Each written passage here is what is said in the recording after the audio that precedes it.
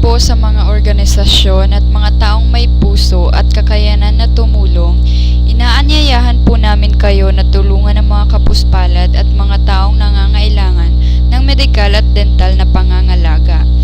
Kahit po dito kami nakabase sa Bicol, bukas po kami sa pagtulong para sa libreng gamutan sa iba't ibang probinsya.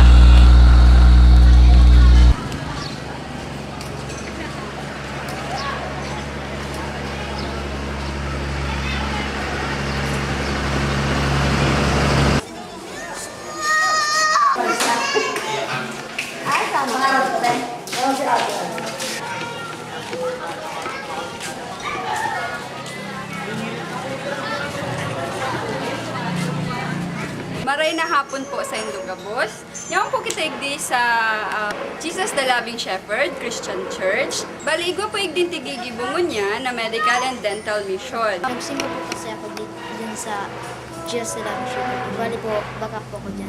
Narinig ko po ba yung pastor din? Anong papagibo mo? Well, Mapagabot ka.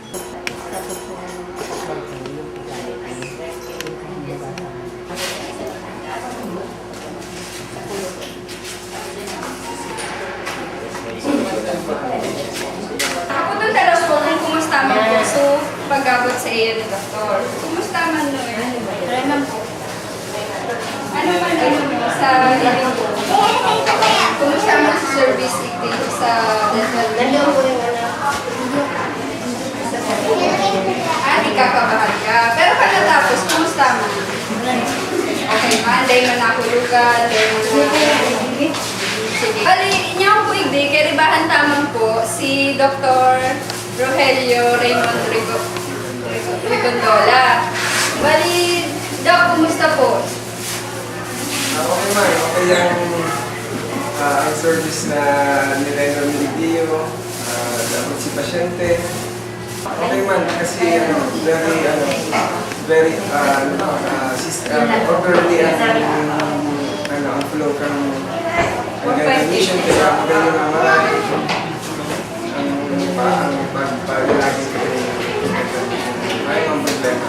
Ang aki, may problema sa actually, kami man akong iimbitaran ako lang ng pisipilan kasi kami sinatapos ko nga naman sinamba sa manan para mag-regular service. Sergio, arang bigyan sa tuya sa Bicol, arang ito na isa ko sa mga probinsya, turbing ngayon, siguro kagako lang hindi nakaka-afford nakakaya na magpa-akin sa medical dental, they sila nakaka-afford kaya makapagbayad kayo. Kaya nakulang tamang hindi na araw kanina, libre gulong because the push of provided service. Kaya sana, hopefully, perming ikong araw kanina para makatama ka sa tayo. Oh, mayroon kang tapos eh. Tigilan? Sinagayin mo na.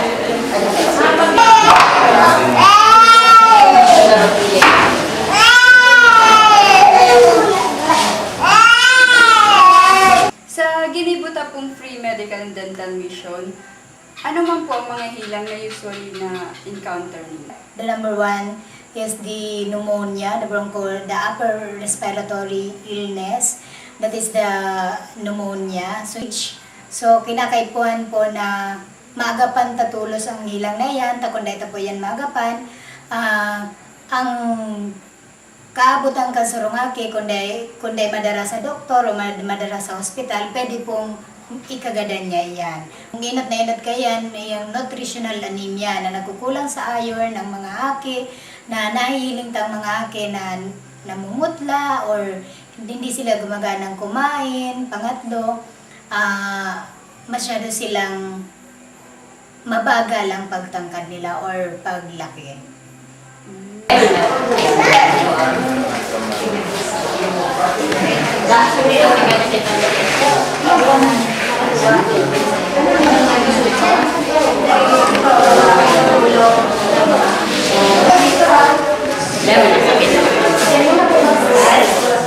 Bikuha ka mga namin. Ay, ano daw hindi? Tissue. Ibahan Artista pwede si Mrs. Eden Orfanel Fapon. Saro po sa lisensyadong pharmacist na nag-assist sa medical mission na ginibuta. Gusto mo lang pong ihapot sa imo na ano man po ang mga common na mga bulong na tigtataonin do kang nakaaging medical mission. Inot na inot po dyan ang mga antibiotics, sunod po ang paracetamol, mga vitamina, asin itong mga sa kulog ng hawak asin sa sipon. Iyon po iyan ang mga common na naitaumi sa mga tao. Dakula po ang naging parte ko duman, kumbaga ako ang nag-arise kay itong mga bulong, asin ako ang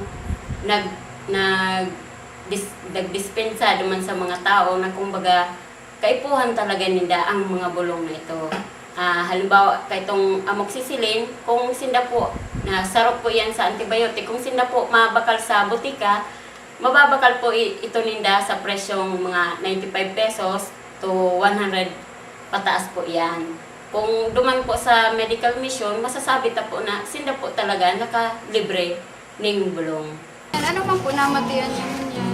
Ngunyan, ano siya, siguro nagdadangadan nagkaroon sa pneumonia. Kasabi nga ni Doc, dapat na-admit.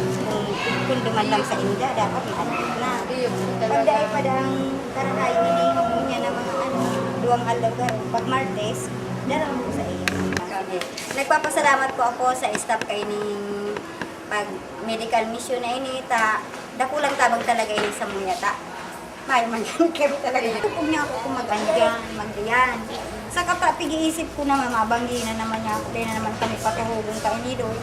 Baka niya ako kung magparaabo na naman. Napiritan ako ng tanganan. Napiritan ako mag-okay.